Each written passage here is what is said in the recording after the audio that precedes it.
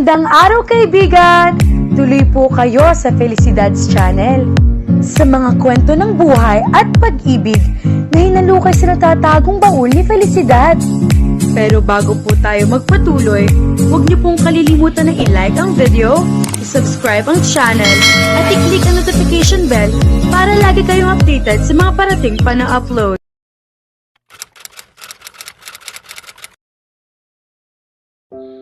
Baka naman kaya hindi ka pumasok sa office ay dahil sa akin, marahang tanong ni Alan kay Jade nang makalabas na ng kwartong inay niya. Nakaupo ito sa isang silya sa tabi ng kama niya. Conscious naman siya. Nang pinagpawisan siya kanina dahil sa nerbiyos, biglang nawala ang pagsama ng pakiramdam niya at ayaw sana niyang mahalata nito na wala na siyang sakit. Hindi, ang galingan tumaiming ng sakit ng katawang ito. At ngayon pang Lunes, bumuntong hininga ito. Masakit pa talaga ang katawan mo? Oo, sagot niya. Lalo siya naasiwa sa paraan ng pagtitig nito. Ano ba? Nagpunta ka ba para lang i-check kung may sakit talaga ako? Umiling ito. Pumunta ako rito kasi nag-aalala ako. Hindi lang kasi talaga kinaya ng katawan ko na bumangon kaninang pagising ko. Masakit ang katawan ko at parang gustong-gusto ng pahinga. Kaya nga tumawag na ako kay Luan para sabihing a-absent ako. Pero siguro, umepekto na yung gamot na ininom ko kasi nabawasan na ang body pain. Siguro kailangan ko lang talaga ng pahinga. Yun lang. Siguro nga tama si inay. Napagod ako masyado sa pag-grocery ko kagabi. Wala ba talagang kinalaman dyan ng kiss na? Sa narinig, ay bigla siyang umiwas ng tingin dito. Wala tanggi ka agad niya. Dahil baron, iiwasan na kitang makita, pagdadahilan pa rin niya. Gusto ko talagang malaman kung anong nararamdaman mo noon at kung ano pa rin ang nararamdaman mo para sa akin. Naramdaman niya ang pag-iinit ng kanyang muka. Hindi niya malaman kung anong sasabihin dito. Bumuntong hininga ito. Jade, hindi talaga ito pangkaraniwan. Binata ako, dalaga ka, at matalino, mabait na anak. Mabait na kaibigan at napaka-loyal na empleyado at higit sa lahat, napakaganda mo, napakaganda sa labas at sa loob at matagal ko nang nararamdaman ang mga ito. Ang feeling ko para sa'yo. Ako ang natataranta noon pa, ni hindi ko alam kung paano ko sasabihin sa'yo na paniniwalaan mo ako, ni hindi ka man lang ba nakakahalata? Napatitig siya rito pero wala siyang malamang sabihin. Hindi siya makapaniwala na naririnig niya ang mga katagang iyon mula rito. Kailan pa? Matagal na? Bakit wala siya nahahalata? Ngumiti ito ng matamis sa kanya. Pero hindi mahalaga sa akin kung hindi ka man naniniwala ngayon. Sisikapin ko mapapaniwala ka na totoo ang sinasabi ko. Huwag mo lang akong itaboy. Bakit naman kita itataboy? Nasabi niya bago pa man niya mapigilan ang sarili. Masayang ngumiti ito. Inabot nito ang kamay niya at dinala sa mga labi nito. Matagal na nakatampi roon ang mga labi nito habang masuyong titig na titig sa kanya. Ang gusto mong gawin ko para maniwala ka, lalong bumilis ang tibok ng kanyang puso. Alan, dahan-dahang yumuko ito sa kanya.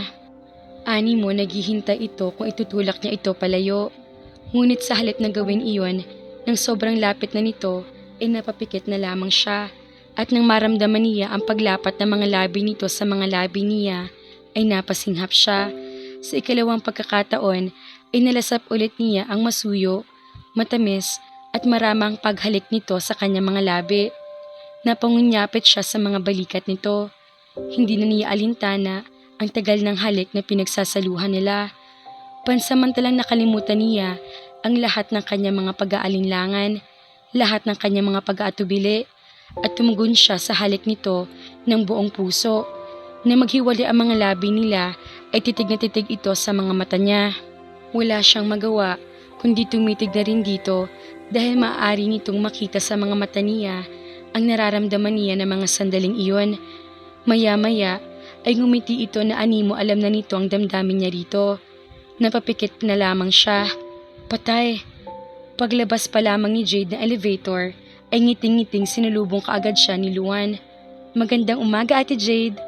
Magandang umaga, Luan. Sinundan siya nito habang pumapasok siya sa kwarto niya. Magaling ka na ate? Tumango siya. Kaunting sakit lang ng katawan. Nadala naman kaagad sa gamot.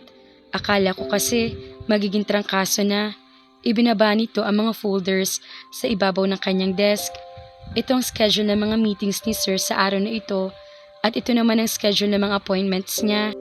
Kadarating lang din ni Sir. Kapapasok lang niya sa loob ng office. Humingi na ba siya ng coffee? Hindi pa. Alam mo na kung paano timplang gusto niya, 'di ba? Yup, ate. Magtitimpla na ako. Maya-maya, tatawagan kita sa intercom kapag humingi siya pagpasok ko. Pakihanda na rin ng mga documents at memos na kailangan niyang pirmahan para sa araw na ito. May iba pa, 'di ba? Pwede naman sila maghintay mamaya, ate. Sige, salamat. Pumasok na siya sa loob ng opisina ni Alan. Pagkasara niya ng pinto, ay bigla na lamang ang pagsulpot nito sa kanyang tabi. Let me have that, sabi nito. Saka kinuha ang kanyang mga dala at ibinagsak ang mga iyon sa sahig. Alan, pero nakulong na siya sa yakap nito at inalipin na siya ng mainit na halik nito. Wala siyang nagawa kundi yumakap na rin lang dito at mangunyapit. Magandang umaga, Jade. Natawa siya. Ganoon ba ito bumati ng magandang umaga? Magandang umaga. Nagulat kita, hindi ba? Sabihin na nating para ako naglalakad sa biglang nag-displace na sahig. Napabuntong hininga siya. Oras na para makabalik sa Earth. Kaya lang, lugar ng trabaho ito. Baka masirang concentration mo at baka may basta na lang pumasok sa pinto. Tapos yung, okay, nakuha ko na kung ano yun. Miss na kasi kita, Jade. Bumitiw ito sa kanya para damputin ang mga dala niya na ibinagsak nito. Na mag-angat ito ng tingin, may masuyong ekspresyon sa gwapong mukha nito. Dalawang damdamin kaagad ang nararamdaman niya. Parang natuno ang puso niya sa tuwa, pero sinusundot naman iyon ng pag-aalinlangan. Hindi pa rin siya naniniwala sa akin. Malungkot na naisip ni Alan habang pinagmasdan niya ang magandang mukha ni Jade habang binabasa nito ang appointments niya para sa araw na iyon. Itinaboy kaagad naman niya ang frustration na nararamdaman niya. Handa siya maghintay para lamang matanggap at maniwala sa kanya si Jade. Tumingin ito sa kanya pagkatapos nito magbasa. Pagkatapos ay pinamulahan ito ng mukha. Napakaganda. Hindi ka nakikinig, sita nito sa kanya. Hindi ako. Ibig kong sabihin, umayos siya ng pagkakaupo sa swivel chair. Oo, nakikinig ako. Tumaas ang isang kiling nito sa pagdududa. Napabuntong hininga naman siya. Okay, hindi ako. Ngunit wag mag-alala. Ito ay nangyayari araw-araw. Nagde-daydream ako habang nakaupo dito at tinititigan ka. Biglang animo na taranta ito at gusto nang lumabas ng silid. Hindi. Ibig kong sabihin, inosenteng panaginip. Alam mo yun, magkasama lang tayo. At alam mo kung ano nararamdaman ko sa'yo. Ibig kong sabihin, Jade. Excuse me, sandali lang ako. Gusto niyang batukan ng sarili habang nagmamadali na nga lumabas ito ng opisina.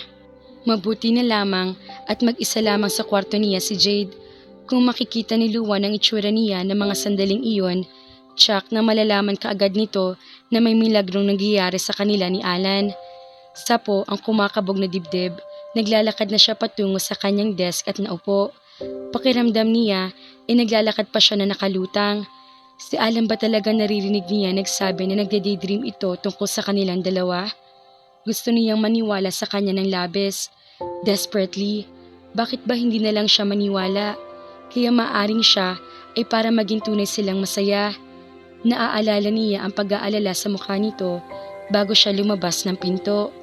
Sa sumunod na sandali ay pumasok ulit siya sa opisina nito. Nakatayo ito sa tapat ng bintana, nakatanaw sa labas. Pero agad na pumihit dahil sa pagpasok niya.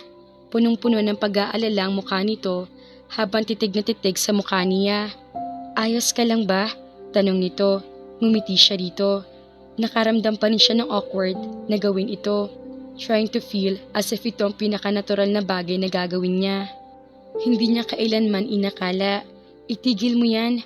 Tumigil ka at tumihimik ka na lang. Utos niya sa parte ng puso niya na nasa limbo na. Ngayong narito na ang pagkakataong mahalin siya, hahayaan ba niya lumampas iyon nang wala siyang ginagawa? It was chance in a lifetime. Ang mapansin siya ng taong gusto niyang mahalin siya. Lumapit siya dito at buong suyong yumakap.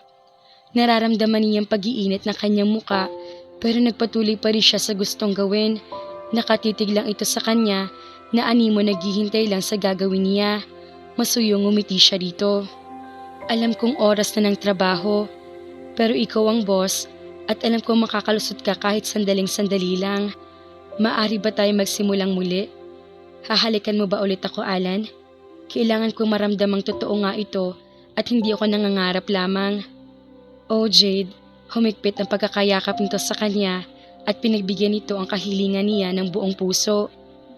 Ang sumunod na mga araw ay nagdaan na napakabilis para sa lahat pero kay Jade, para lang siya nagsayaw sa mga araw na iyon. Hindi pa nila gaanong ipinapakita ni Alan sa opisina ang relasyon nila. Marahil ay iniisip din nito na baka hindi pa siya handang ipaalam iyon sa lahat. Ang totoo, hanggang ngayon ay para pa rin siya nangangarap lang. Lalo na kapag nakasara na ang pinto ng opisina nito at nagbabago ito sa harap ng kanyang mga mata.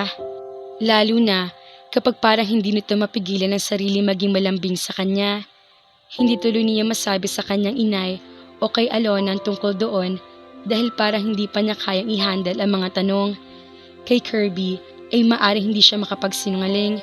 Mabuti na lang at abala ito ngayon sa personal na pagbabantay sa shoot ng isang commercial ad na tinatrabaho nito at sa iba pang responsibilidad nito na kailangang gawin sa labas ng opisina kaya hindi niya ito madalas nakikita.